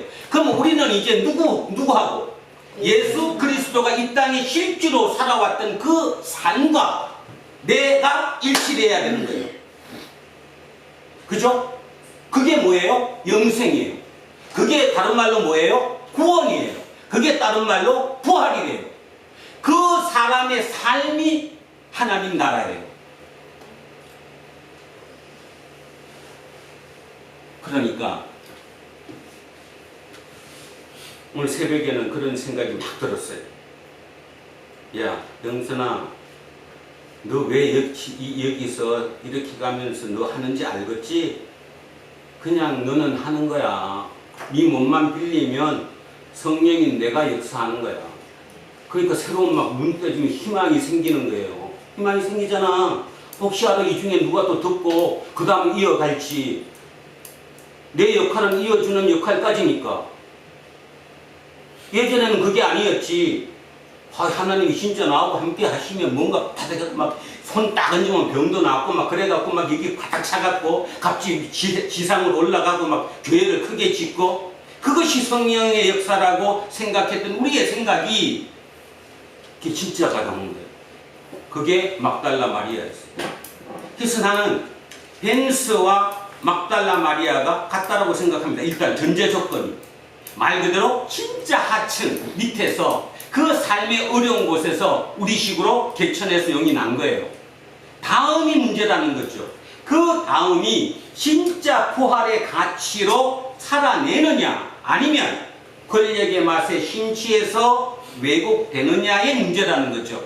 그래서 저는 피터 틸이 얘기하는 새로운 세상이 온다는 거에는 전적으로 공감합니다. 지금 오고 있어요. 진짜 새로운 세상이. 전혀 지금까지 생각하지 못했던. 그러니까 그 새로운 세상의 가치체계로 기독교가 들어간다는 것에서는 절대적으로 찬성하지만 그 기독교인이 진짜 냉정하게 그걸 볼 수 있어야 된다는 거예요. 뭔 말이냐면 겉으로 보이는, 그죠? 가시적으로 보이는 어떤 화려한 그 성취에 열광하는 것인지 옛날에 여의도에서 그랬던 것처럼 하니까 간증하는데 말이야 하나님 기도했더니 뭐 이렇게 복을 주시고 기업도 이렇게 잘 되고 그냥 3배, 4배, 100배 막 복을 받는 그거에 심취되었던 그것이 끝이 한 세대도 제대로 못 가는 것을 봤는데도 불구하고 이번에도 똑같은 그런 우를 우리가 범하게 될지 아니면 진짜 막달라 마리아처럼 그 첫 정언자로서 진짜 부활의 삶을 철저하게 이 땅에서 살아가려고 애쓰는 건지 그것이 이제 마지막을 결판한다라고 저는 생각합니다. 그런 면에서 우리 두란노 교회의 역할이 저는 아주 크다고 생각하고 오늘도 이 설교 중에 또 이 가운데 성령님의 역사가 여러분을 두드릴 것이라고 생각합니다. 그래서 그 두드리는 만큼 여러분은 새로운 세계에 눈을 뜨게 될 거고 그게 바로 영안이죠. 영안. 옛날에 뭐 맨날 기도할 때마다 영안을 열어달라고 그랬지만 그 영안이 진짜 영안은 그건 거예요. 그걸 볼 수 있는 눈. 그 볼 수 있는 눈이 생기면 흔들림 없이 그 길을 갈 수 있다는 거죠. 오늘 한빈이가 좁은 길로 가겠다라고 하는 그런 기도문처럼 그게 쉽게 갈 수 있는 사람으로서는 못 가는 길이지만 성령님이 함께 하시면 간다는 거예요. 바로 그들을 통해서 요한계시록의 새하늘 새 땅이 이루어진다라는 사실을 우리는 기억해야 되고 예전엔 그 새하늘 새 땅이 멀리 있었는데 우리는 이미 그 새하늘 새 땅에 첫 발을 디뎠는지도 몰라요. 지금 시기적으로 이미. 그러니까 그 새하늘 새 땅에서 우리의 역할이 무엇인지를 깊이 한번 생각해 봤으면 한다 그런 뜻입니다. 그래서 여기까지 먼저 일단 정리합니다. 세상은 엄청나게 변화하고 있습니다. 하여튼 틀림없는 사실 새로운 세계로 접어드는 것은 확실합니다. 그래서 그 새하늘 새 땅을 만들 때 콘스탄틴 대제는 전혀 그때까지는 공인받지 못했던 그리고 뭐 했던 죄악시하고 핍박했던 그 세력, 그 기독교 세력을 자기의 가치체계의 중심으로 끌어들였습니다. 얼마나 좋은 일입니까? 그거는 분명히 하나님의 역사였습니다. 그런데 그들이 권력에 취해서 권력에 맛이 들이면서 성경의 해석에 왜곡이 일어나기 시작했습니다. 해석의 왜곡이 일어나다 보니까 오직 우리가 하나님의 복으로 이런 것을 누리고 산다는 쪽으로만 가버렸던 거죠. 그 1000년 동안 이 지구별의 역사는 암흑의 세계였다, 그런 뜻입니다. 그 암흑의 역사를 끝내고 나온 게 계몽주의입니다. 계몽주의. 우리가 해야 된다. 지금 신 아니다. 자, 그 깨우치는 것. 그 깨우친 계몽주의가 결국 만들어낸 게 자유민주주의, 인권 이런 겁니다. 그런데 어떻습니까? AI 시대가 되면 인권 있을까요? 인권이 보장될 것 같습니까? 제가 볼 때는 인권 보장되기 어렵습니다. 인간의 권리가 보장되기 어렵다니까요. 그래서 양면을 갖는 겁니다, 지금. 만약에 피터 틸이라고 하는 그런 빅테크 기업들 그 집단들이 그들이 힘을 써서, 그죠? 그들이 힘을 써서 세상을 완전히 뒤집고 난 다음에 어쩌면 빅브라더라고 부르는 그 예언했던 그 빅브라더가 될 가능성도 높습니다. 감시체계에 들어가는 거죠. 그 기술로 우리를 감시하고 우리를 통제하고 우리를 이끌어갈 가능성도 상당히 농후하다는 것입니다.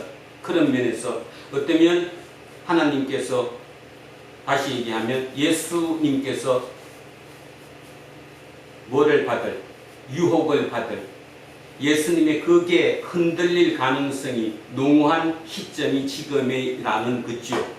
그래서 저와 여러분은 더욱더 한 번 부탁드리는데 성경에 더 충실하시기 바라고 거기에 더 자꾸 읽어가면서 나를 지킬 수 있게 되기를 간절히 바랍니다. 자, 그 생각하면서 오늘 본문을 차근히 한번 다시 보겠습니다. 자, 오늘은 이렇게 출발합니다. 안식 후 첫날 일찍이 아직 어두울 때에 막달라 마리아가 무덤에 와서 돌이 무덤에서 옮겨진 것을 보고, 이걸로 하면 어려우니까 그냥 우리 지금 그 시간으로 한번 생각해 보겠습니다. 예수님이 언제도 무슨 요일에 돌아가셨죠? 금요일. 예수님이 금요일 오후에 돌아가셨습니다. 그게 아마 그 시간으로 따지면 오후 3시였을 가능성이 높습니다. 그럼 잠깐 유대인의 날짜 계산으로는 아침부터 하루가 시작됩니까? 저녁부터 하루가 시작됩니까? 저녁부터. 그러면 저녁에 해질면서부터 하루가 시작되니까 한 6시쯤부터는 다음 날이 되는 거예요. 근데 예수님이 몇 시에 돌아가셨다고? 우리 지금 생각해보는 거 몇 시? 3시. 그러면 예수님이 십자가에서 3시에 운명을 하셨어요. 자, 그 3시에 운명한 거를 누구가? 아리마대 요셉이 빌라도한테 가서 청해가지고 내리는데 30분 걸렸다 치고, 그럼 3시 30분. 그죠?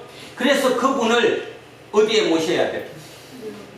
그 자기 그 동산 묘원에 모시는 거죠? 자, 모시는 시간까지 잡아보면 우리 식으로 하면 염할 시간이 별로 있었을까요? 없었을까요? 없었어요. 시간이 촉박했다고. 시간이 촉박하다 보니까 어떻게 했을까요? 분명히 저기 니고데모가 몇 건 갖고 왔다 그러는데 내가 33.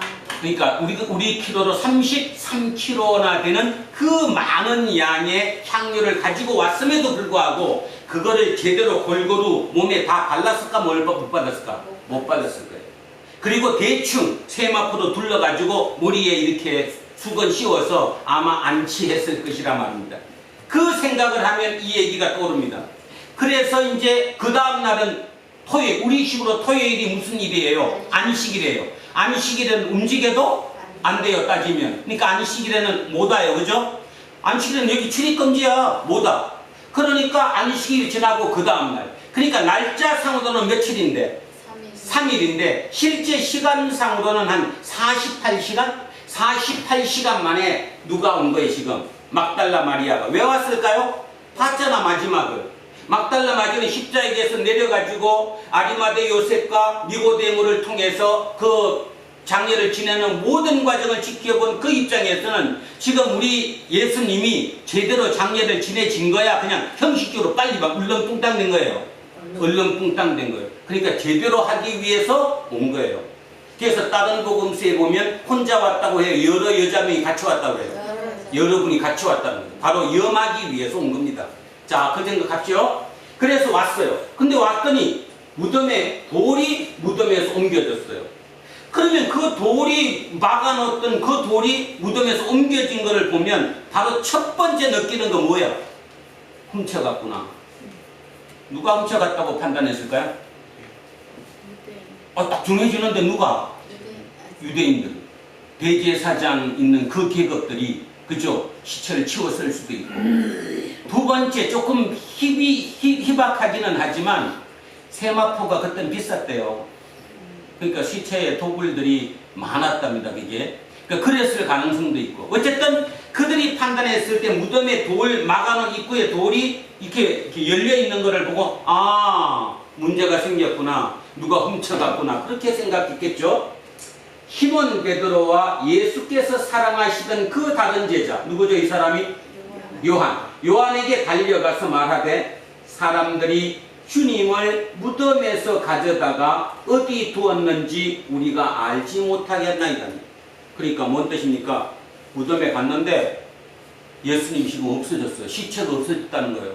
자, 그랬더니 3절에 베드로와 그 다른 제자가 나가서 무덤으로 갈새 둘이 같이 다름질 하더니 그 다른 제자가 베드로보다 더 빨리 달려가서 먼저 무덤에 이르러 구부려 세마포 놓인 것을 보았으나 들어가지는 아니하였더라. 아무래도 나이가 누가 더 젊었으니까, 요한이 나이가 어렸으니까 좀 섬찟했겠죠. 그 무덤에 들어간다는 게. 그러니까 안에서 이렇게 쳐다만 보고 나온 거예요. 근데 뭐가 놓여 있다는 겁니까 지금? 자, 여기서 우리는 이미 의성을 잃지 않은 사람이니까 우리 입장에서는, 아니, 시체를 감쌌던 세마포가 놓여있다? 시체를 훔쳐갔다면 통째로 가져가야 돼? 빼고 가져가야 돼? 통째로 가져가야지. 근데 세마포가 놓여있다? 그렇게 느낄 수 있지만 그들 눈에는 너무 있게 되니까 그런 게 안 보인 거죠. 자, 5절에 시몬 베드로는 따라와서 무덤에 들어가 보니 세마포가 놓였고 또 머리에 쌌던 수건은 세마포와 함께 놓이지 않고 딴 곳에 쌌던 대로 놓여 있더라. 이 중요합니다. 이게 요한복음이 부활을 증명하는 첫 번째 정언이에요. 뭔 말입니까? 시체를 여기 이제 세마포로 쌌어요. 우리는 뭐로 싸지? 배로 싸잖아, 그죠? 수의를 입히잖아. 머리에 이거 수건을 씌워야 돼요. 그런데 만약에 누군가가 시체를 훔쳐가면서 그 쌌던 걸 염한 거를 다 이제 그거 하고 갔다면 뭐하고 뭐가 같이 있어야 되는데, 머리에 쌌던 수건과 세마포가 같은 데 이렇게 놓여 있어야 되는 거 아니에요? 근데 세마포와 함께 안 있고 머리에 쌌던 거는 쌌던 대로 놓여 있대요. 이게 중요합니다. 쌌던 대로가 뭔 뜻일까요? 머리를 이렇게 시체한테 머리를 이렇게 돌렸어요. 그죠? 그리고 벗겼어요. 그럼 어떻게 돼요? 아니, 머리에 이렇게 수건을 쌌어요. 그걸 만약에 벗겼다면 그냥 수건으로 이렇게 되는 거잖아요. 근데 어떻게 있대요 지금? 쌌던 대로 있다는 말이 뭔 뜻이에요? 아니, 그러니까 요거는 그대로 있고 수건은 그대로 있고 사람만 싹 없어진 거 지금. 사람만 빠져나가. 이게 요한의 전언이에요. 그러니까 뭐라는 거야 이게? 부활이라는 거예요. 부활. 그대로 그것만 빠져나갔으니까. 자, 이게 첫 증명이에요.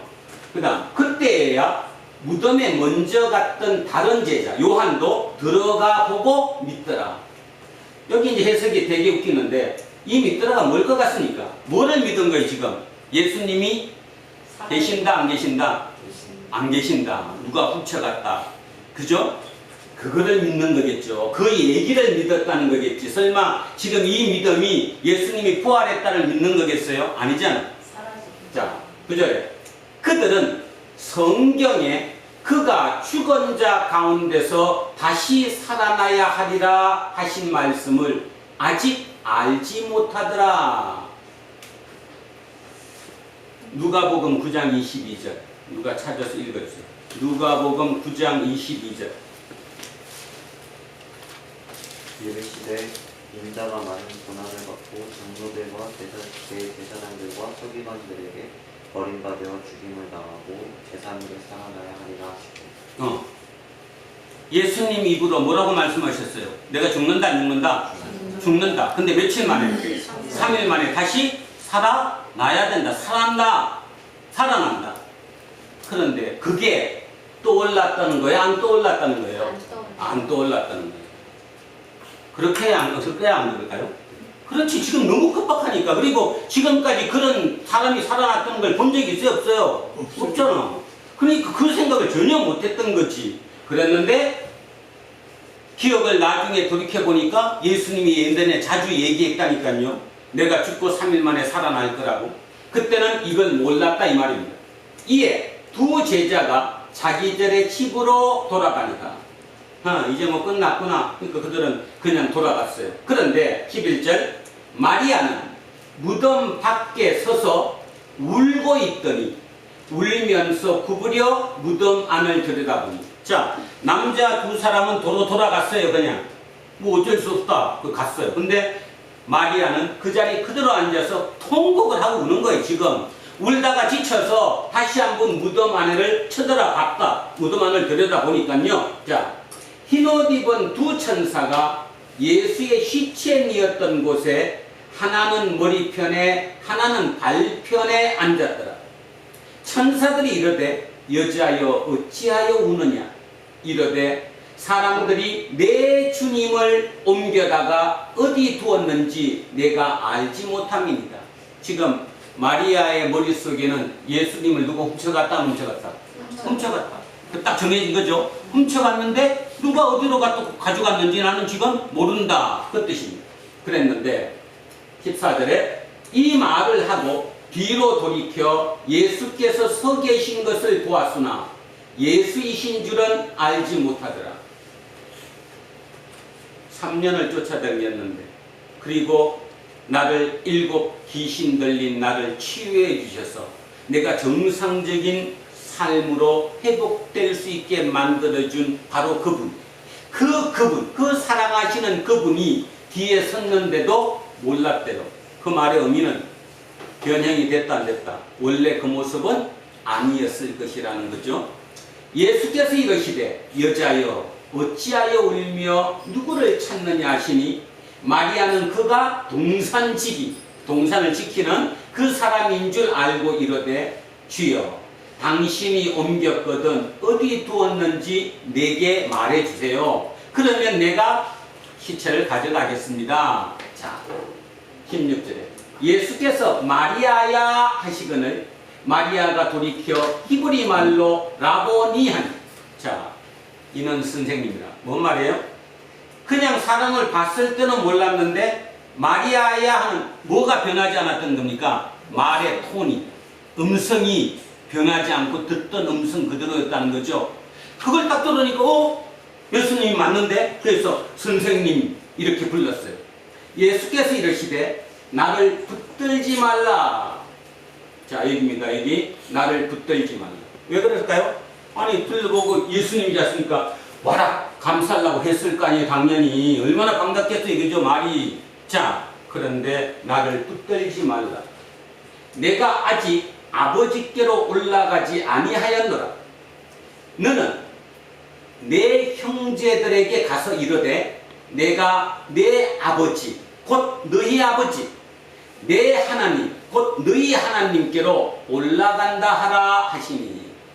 그러면 이 얘기가 뭔 얘기죠? 우리 앞전에 했는데 요한복음 앞쪽에서 내가 아버지께로 올라가면 너희에게 누구를 보낼 것이다? 성령을 보낼 것이다. 그 얘기를 했잖아요. 그러니까 아직 내가 올라갔다 안 올라갔다 안 올라갔다 이 말은 아직 성령을 보내지 못했다. 그러면 붙잡지 말라는 뜻은 뭐예요? 나를 지금 붙잡아도 내가 여기 있을 수 있는 것이 아니다. 이제부터 당신들은 지금까지 나와 함께 나와 붙어서 같이 살아오고 같이 행동했기 때문에 그게 익숙할지 모르지만 지금부터는 나와 별개로 너네 독립적으로 사역을 해야 한다. 독립적인 삶을 살아야 한다. 이제는 나를 떠나야 된다. 그 의미잖아요. 그래서 나를 붙들지 말라. 나는 올라간다. 내 아버지께로 간다. 내 하나님께로 간다. 근데 중요한 말, 내 아버지가 곧 너희 아버지고 내 하나님이 너희 하나님과 같다. 자, 이게 뭐예요? 같이 올라간다는 게 뭐예요? 일치된다는 거죠. 누구와 누가 일치되는 겁니까? 이제 하나님과 예수님이 일체가 되기 위해서 올라간다는 거예요. 그랬을 때 일체가 된 그분께서 그분들의 영을 우리에게 보내주신 거예요. 그게 성령이라는 것입니다. 그래서 저와 여러분에게 오늘 성령의 역사가 일어나리라고 믿습니다. 그 성령의 역사를 통해서 상식적으로 이해가 되지 않는 그 모든 것이 내가 깨달아지고 이해가 온다라는 거죠. 자, 그래서 예수께서 이르시되 나를 붙들지 말라. 내가 아직 아버지께로 올라가지 아니하였노라. 너는 내 형제들에게 가서 이르되 내가 내 아버지 곧 너희 아버지 내 하나님 곧 너희 하나님께로 올라간다 하라 하시니 막달라 마리아가 가서 제자들에게 내가 주를 보았다 하고 또 주께서 자기에게 이렇게 말씀하셨다 이러니라. 아멘. 오늘 설교 제목을 다시 생각해 보십시오. 설교 제목 뭐예요? 부활. 뭔 신앙에서? 붙잡는 신앙에서 뭘로? 보냄받은 신앙. 우리는 붙잡는 신앙이 아니라 보냄받은 신앙으로. 보냄받은 신앙은 이제 내가 누구를 대신 사는 거예요? 내가 누구를 대신 사는 거예요? 예수님을 대신해서 사는 거예요. 그래서 그 예수님의 생명으로 내가 사는 거예요. 예수님의 생명으로 내가 사니까 내가 구원받은 거예요. 그러니까 그 생명이 바로 영생이에요. 내가 영생을 얻은 거예요. 그래서 구원받은 거예요. 그러면 영생을 얻은 자의 그 삶이 곧 누구의 통치를 받는 거예요? 하나님의 통치를 받는 거죠. 성령님이 하나님이니까 하나님의 통치를 받는 거예요. 그러니까 그 삶이 곧 누구의 나라예요? 하나님의 나라라는 거죠. 그래서 결국 요한이 마지막까지 얘기하는 게 결국 핵심이잖아요. 수많은 얘기를 했어요. 그 중에 가장 중요한 단어 거듭남, 영생, 그죠? 그 다음에 하나님의 나라, 그 다음에 구원, 이 모든 것이 따지고 보면 그냥 하나예요. 하나. 내가 누구를 따라 살면 되는 거예요? 예수님을 따라 살면 돼요. 근데 그게 내 힘으로 되지 않는 거예요. 누가 임해야 된다고? 성령님이 임해야 된다고. 그거는 말로밖에 이렇게 못해요. 여러분 스스로가 어느 순간 그걸 깨닫는 날이 올 것입니다. 이미 왔을 수도 있고 바로 그 깨달음이 오게 되면 나는 내 생명으로 사는 게 아니라 예수님의 생명, 다른 말로 영생으로 내가 사는 거예요. 그러니까 나는 구원받은 자예요. 그러니까 두려워할 이유가 전혀 없는 거예요. 이 땅에 사나 아니면 죽어서 저분께 들어가서 같이 사나 그 생명 가운데서 내가 살기 때문에 그렇다 이 말이죠. 그래서 결국 부활이라는 말의 의미는 오늘 꼭 기억하시기 바랍니다. 다시 살아나는 게 맞는데 본질적인 부활의 본질은 뭐냐? 일체된다는 거예요. 내가 예수님과 일체가 되는 거예요. 예수님께서 하나님과 일체가 되신 게 첫 번째 부활. 그러면 우리의 부활은 우리가 예수님과 일체가 되는 것. 예수님의 생명으로 내가 살아가는 것. 그게 내 마음속에 딱 자리 잡으면 두려움 같은 게 없어져요. 진짜 없어져요. 사나 죽거나 아무 문제가 없는 거니까. 그래서 그게 그대로 살아낼 수 있는 거.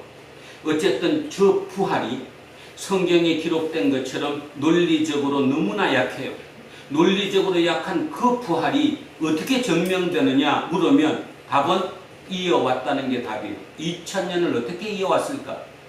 만약에 그 부활이 성령의 역사를 통해서 깨닫지 못했다면 절대로 2000년을 올 수가 없다. 그것만을 온전히 믿으시기 바랍니다. 그래서 목사님 설교 이상하게 하시네, 나는 안 봤는데, 그런 생각하지 마시고 기대하십시오. 나도 그런 깨우침이, 그런 깨달음이, 그 역사하심이 내가 체험할 수 있을 거라는 그 생각을 꼭 하셔야 된다, 이 말입니다. 다시 얘기하면 J.D.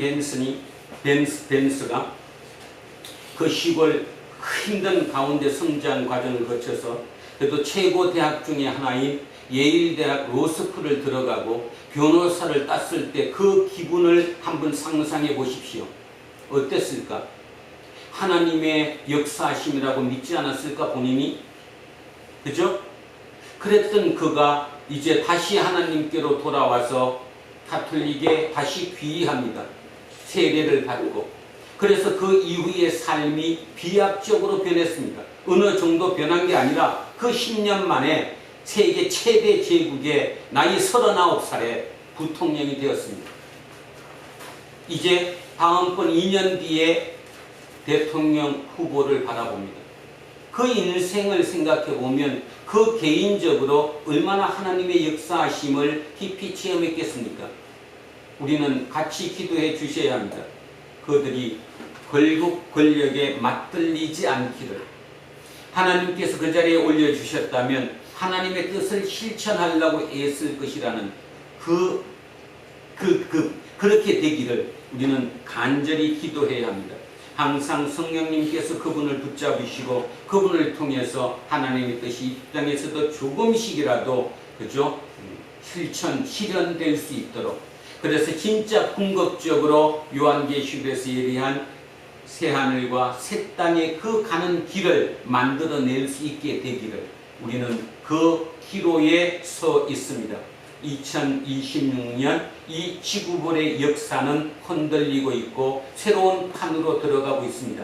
그 역할 중에 내가 무엇을 해야 될 것인가를 깊이 생각하고 저와 여러분 한 사람 한 사람마다 진정으로 부활 생명을 얻은 자로서 부활 생명을 얻은 그 생명으로 힘있게 살아나가시기를.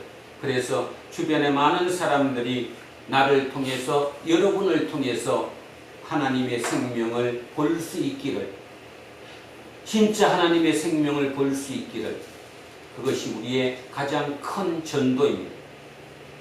밖에 나가서 예수 천국 불신지옥 외치는 것만이 전도가 아니라 내 삶으로 진정으로 당신 삶 속에서 예수의 생명이 보였노라고 그 말을 듣는 그 순간까지 우리는 진격해야 한다라는 부탁을 같이 드리겠습니다.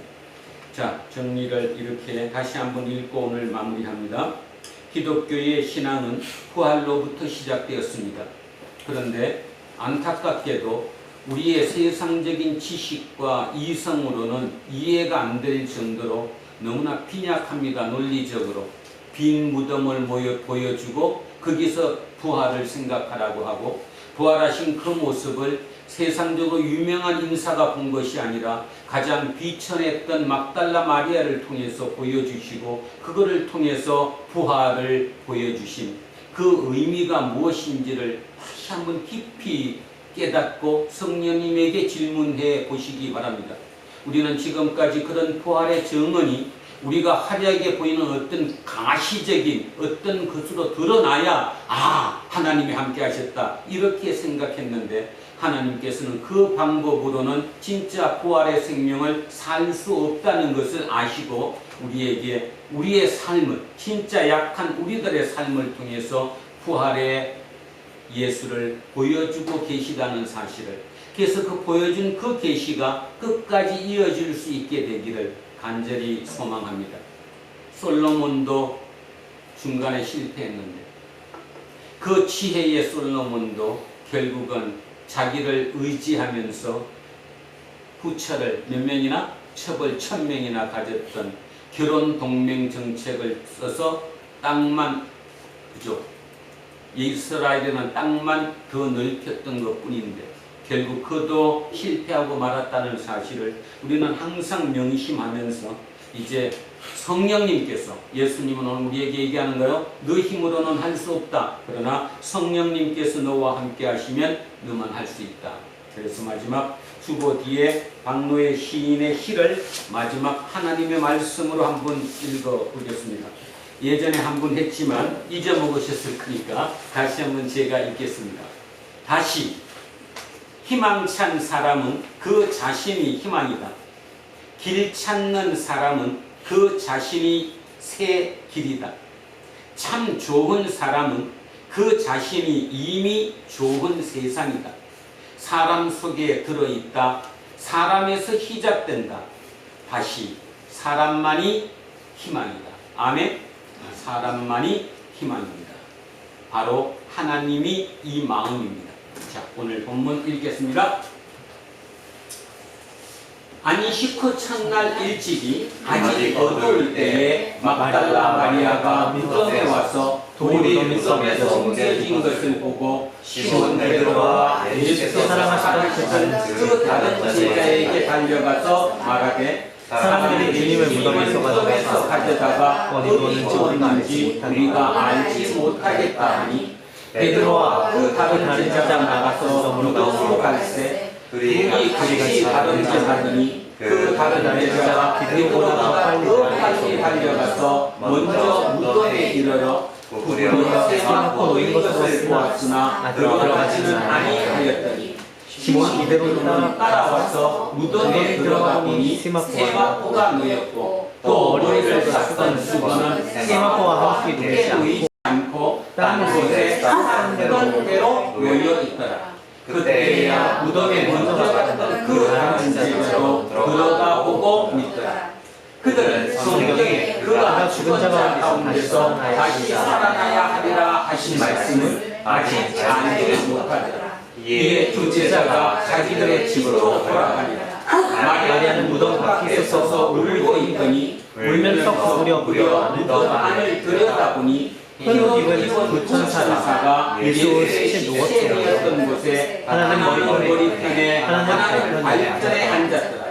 천사들이 이르되 여자여 어찌하여 웃느냐. 이르되 사람들이 내 주님을 가지고 옮겨다가 어디 두었는지 내가 알지 못함이니라. 이 말을 하고 뒤로 돌이켜 예수께서 서 계신 것을 보았으나 예수이신 줄은 알지 못하더라. 예수께서 이르시되 여자여 어찌하여 울며 누구를 찾느냐 하시니 마리아는 그가 공산인 줄 알고 이르되 주여 당신이 옮겼거든 어디 두었는지 내게 이르소서. 그리하면 내가 가져가리이다. 예수께서 마리아야 하시거늘 마리아가 돌이켜 히브리 말로 라보니 하니 이는 선생이라는 말이라. 예수께서 이르시되 나를 붙들지 말라. 내가 아직 아버지께 올라가지 아니하였노라. 너는 내 형제들에게 가서 이르되 내가 내 아버지 곧 너희 아버지 내 하나님 곧 너희 하나님께로 올라간다 하라 하시니 막달라 마리아가 가서 제자들에게 내가 주를 보았다 하고 또 주께서 자기에게 이렇게 말씀하셨다 이러니라. 아멘. 살아계신 아버지 하나님, 항상 아버지 하나님은 우리의 지식과 우리의 이성의 범위를 넘어서 계십니다. 그래서 아버지를 이해하고 깨닫기 위해서는 이성과 지식 너머의 그 것을 통해서만이 우리에게 깨달을 수가 있죠. 그분을 우리는 성령님이라고 얘기합니다.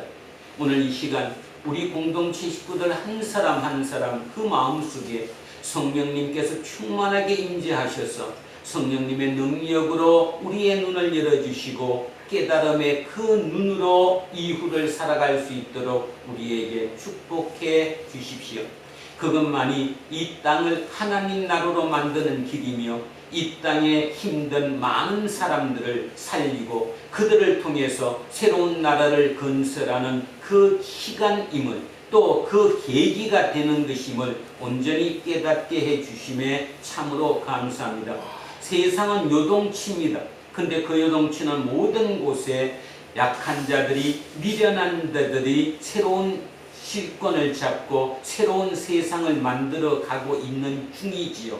그 와중에 오늘 주님께서 주신 말씀처럼 우리가 진정으로 부활 생명을 얻은 자로 이 땅을 살아가라는 그 말씀을 들은 우리가 그렇게 살아감으로 말미암아 계시록에서 얘기했던 마지막 하늘과 새로운 땅에 임할 수 있는 길임을 온전히 믿게 해주셔서 그 삶을 위해 또 그 방향을 위해 그 향하는 곳을 위해 우리의 남은 이 땅의 삶을 온전히 쏟아부을 수 있도록 이끌어 주십시오. 감사드리며 거룩하신 우리 주 예수 그리스도의 이름으로 기도합니다. 아멘. 510장 찬송하겠습니다. 하나님의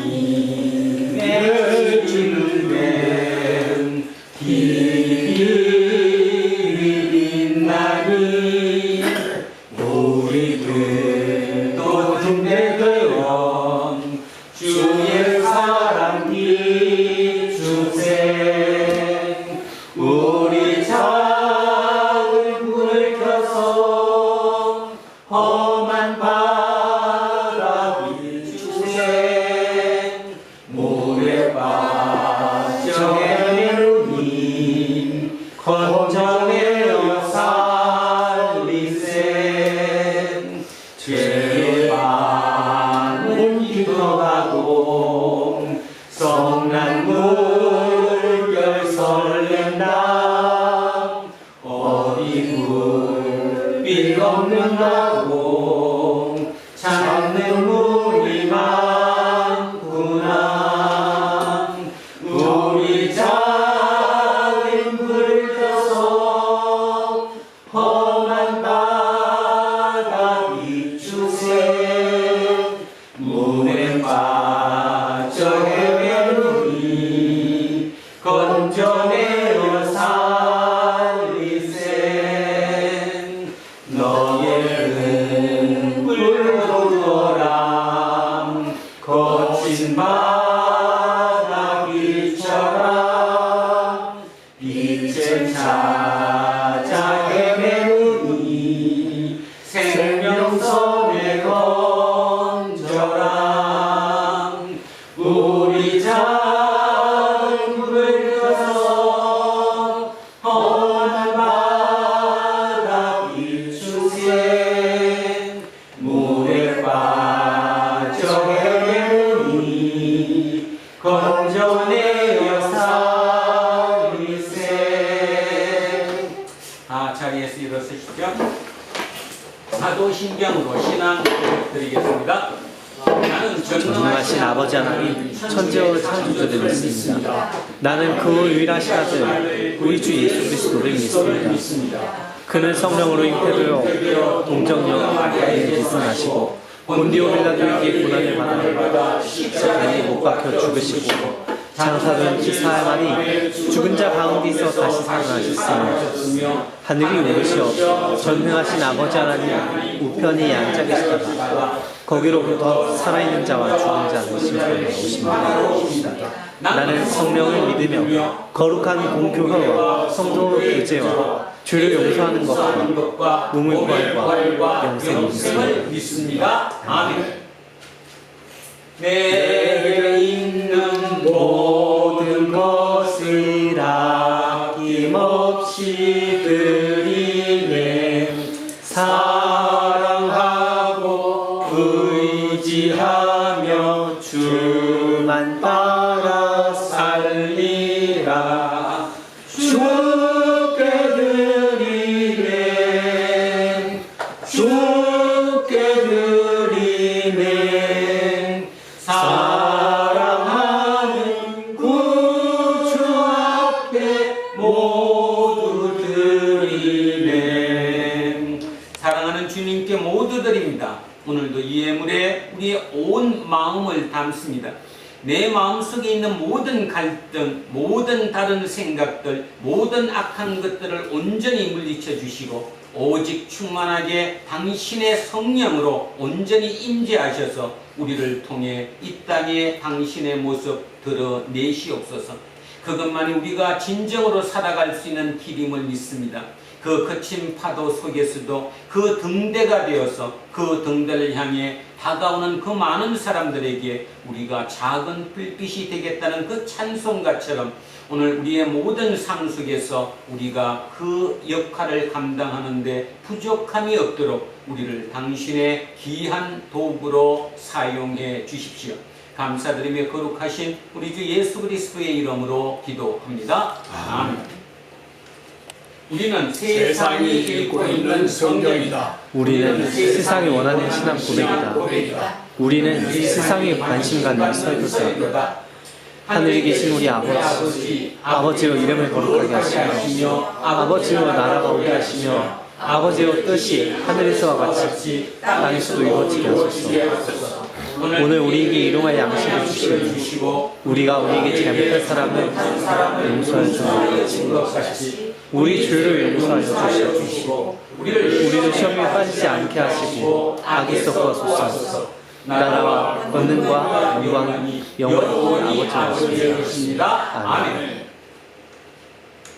오늘 주신 말씀에 새 힘 얻어서 세상으로 나가서 살아갈 때에 나 혼자 힘으로 늘 부족하오니 주여 나를 도우사 승리하게 하소서. 아멘. 우리가 영과 진리로 함께 드린 성령 강림 후 넷째 주일의 공동 예배가 끝났습니다. 이제 부활하신 주님께 붙잡힌 사람으로 일상으로 돌아가십시오.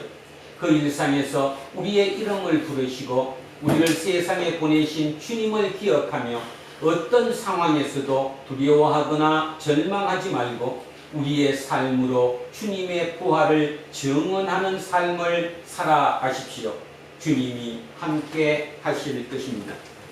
이제는 우리 주 예수 그리스도의 은혜와 하나님 아버지의 영원하신 사랑과 성령님의 교통하심과 이끄심이 오늘 이곳에 고개 숙인 우리 모두에게와 우리의 자녀들과 가정 위에, 일터와 사업체 위에, 그리고 이 나라 이 민족 위에 이제로부터 영원토록 함께 하시기를 간절히 축원하옵나이다.